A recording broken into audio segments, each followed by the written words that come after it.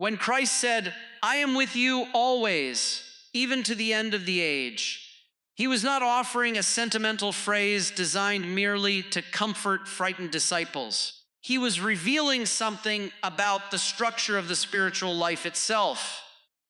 We often reduce his words to emotional reassurance, as though his presence depends upon whether we happen to feel close to him on a particular day. But feelings are among the least reliable indicators of spiritual reality. They rise and fall according to fatigue, stress, personality, memory, and countless other influences. The presence of Christ is not established by emotion. It is established by his promise. This distinction matters because many Christians unknowingly build their entire spiritual life upon psychological experience rather than objective truth. If they feel inspired, they assume God is near. If prayer feels dry, they conclude he has withdrawn.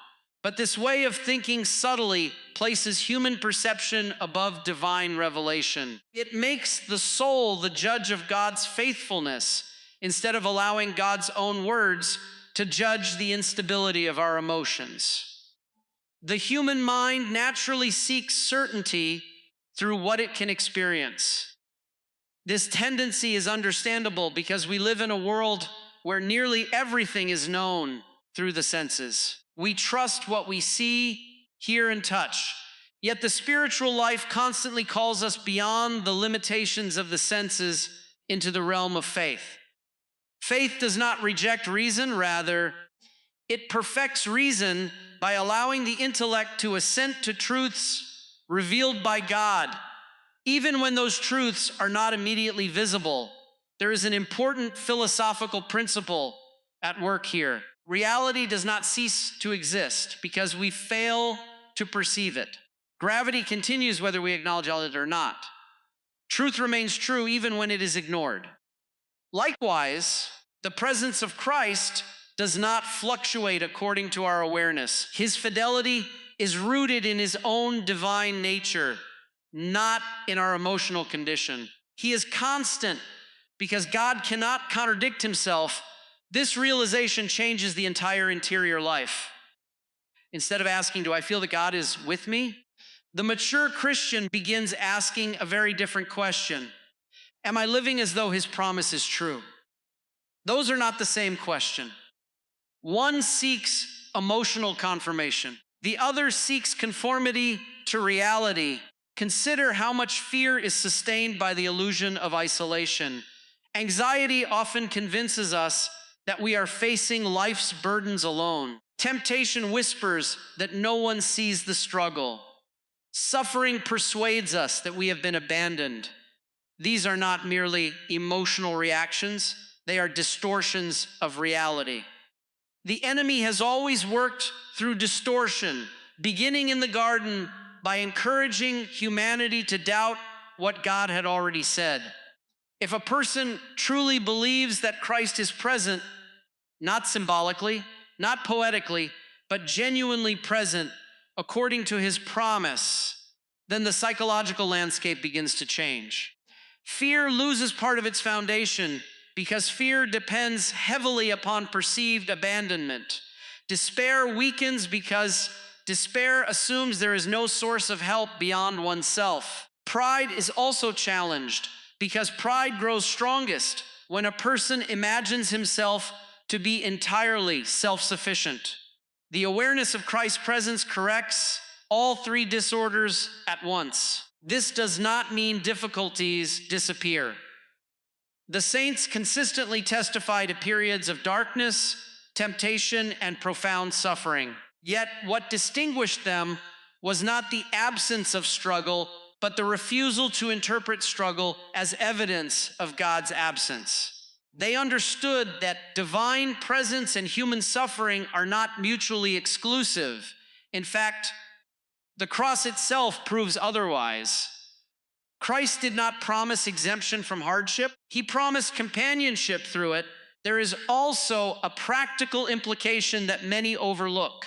If Christ is always with us, then every ordinary moment possesses eternal significance. Holiness is no longer confined to churches, retreats, or extraordinary experiences.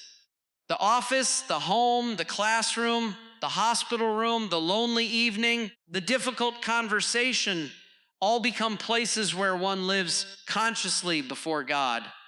Spiritual maturity is often less about dramatic moments and more about sustained fidelity in ordinary circumstances.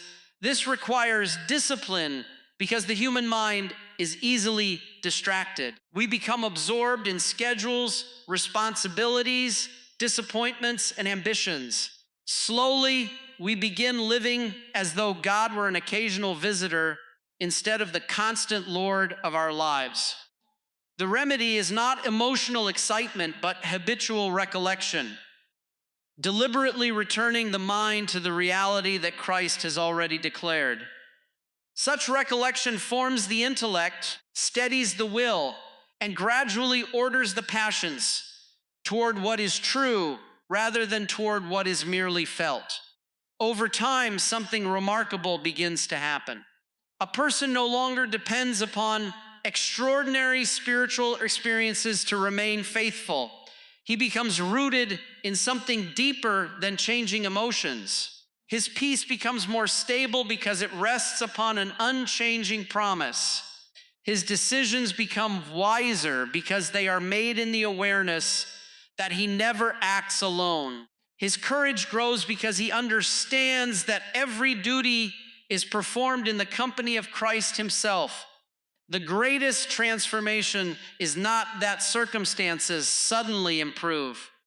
It is that the soul ceases to interpret life through the lens of loneliness and begins to interpret everything through the certainty of God's unwavering fidelity. When you finally believe Christ's promise more than your own feelings, you stop searching for his presence and you begin living from it. Once a person accepts that Christ's presence is an objective reality rather than a passing feeling, another question naturally emerges. What changes when we actually live as though that is true? This is where the Christian life moves from mere belief into habitual practice. Many people sincerely believe Christ's words, yet they continue to make decisions as though they were spiritually alone. There is often a striking difference between what we profess intellectually and what governs our daily choices. The spiritual life is shaped less by isolated moments of inspiration than by repeated acts of the will. Every day presents countless opportunities to act either from faith or from fear. The person who truly understands Christ's promise gradually begins to recognize these moments. Instead of reacting impulsively, he learns to pause, recollect himself, and remember that every decision is made in the presence of God. This habit may appear small, but philosophically it represents a profound reordering of the human person. The intellect recalls the truth. The will chooses according to that truth. The passions slowly learn to follow rather than lead. This order is essential because much of modern life encourages the opposite. We are taught to let feelings determine what is true, to let desires define what is good, and to let comfort dictate what is worth pursuing. Yet the Christian tradition has consistently taught that a rightly ordered soul functions differently. Truth governs the intellect. The intellect guides the will. The will disciplines the passions. When this order is reversed, confusion becomes inevitable. A person begins chasing emotional certainty instead of objective reality. The promise, "I am with you always," restores this proper order because it gives the intellect something fixed upon which to stand. Regardless of changing circumstances, one fact remains constant: Christ is present. Every temptation must therefore be evaluated in light of that fact. Every fear must be measured against that reality. Every ambition must be purified by that awareness. Consider how differently a person behaves when he knows he is in the presence of someone he deeply respects. His speech becomes more careful. His conduct becomes more deliberate. His attention sharpens, not because he is pretending to be someone else, but because the awareness of another's presence calls forth the better aspects of his character. If this is true in ordinary human relationships, how much more should it be true when one remembers that the Son of God is never absent? This awareness transforms temptation itself. Temptation often succeeds because it narrows our field of vision. It persuades us to focus exclusively on immediate pleasure, immediate relief, or immediate gratification. In those moments, eternity disappears from view. The mind becomes fixated on the present impulse. Yet recollection expands the horizon once again. Remembering Christ's presence interrupts the momentum of temptation. It allows reason to regain its proper authority before the will gives consent. This does not make temptation disappear. Human nature remains wounded, and the struggle against disordered inclinations continues throughout life. But there is a significant difference between fighting temptation alone and fighting with the conscious awareness that Christ stands with you. The battle remains real, yet the sense of isolation begins to dissolve. Spiritual courage grows because the soul no longer imagines itself abandoned on the battlefield. The same principle applies to suffering. One of the greatest dangers during periods of pain is the temptation to interpret suffering as proof that God has withdrawn.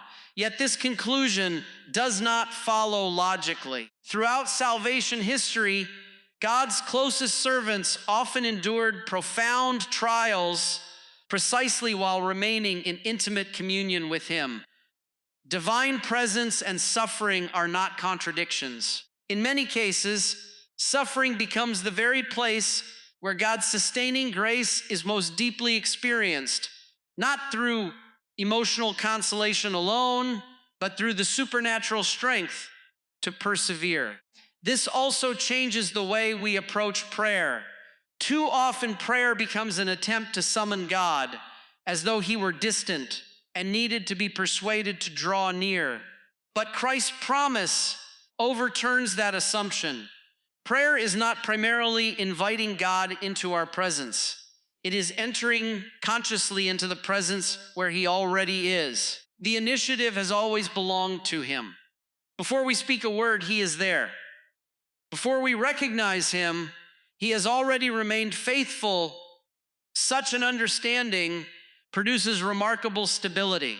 The person who lives with continual recollection does not become easily shaken by praise or criticism, success or failure, abundance or loss. His identity is no longer anchored in external circumstances because it has found a deeper center. This is not emotional detachment in the unhealthy sense.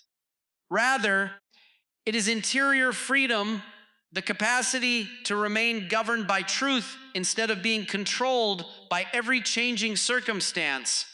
This interior freedom also makes genuine charity possible. People who constantly seek security from the world often struggle to love generously because they are preoccupied with protecting themselves. But the person who knows Christ is truly present discovers that his deepest security no longer depends upon human approval. Freed from that burden, he can forgive more readily, serve more humbly, and endure misunderstanding with greater peace. His confidence is no longer rooted in himself, but in the unwavering fidelity of the one who promised never to leave him. Over time, this way of living produces something increasingly rare in our age, a soul that cannot easily be manipulated by fear. Such a person remains calm when others panic, faithful when others compromise, hopeful when others despair. Not because he possesses extraordinary natural strength, but because he has learned to measure every circumstance against an unchanging promise. Ultimately, the promise, I am with you always, is not simply meant to comfort the believer, it is meant to transform him. It calls him to live every ordinary day with extraordinary awareness, every decision with deliberate faith, and every trial with steadfast confidence. It is the quiet foundation beneath authentic holiness and the hidden strength behind lasting perseverance. The soul that never forgets Christ's presence becomes the soul that nothing else can truly conquer.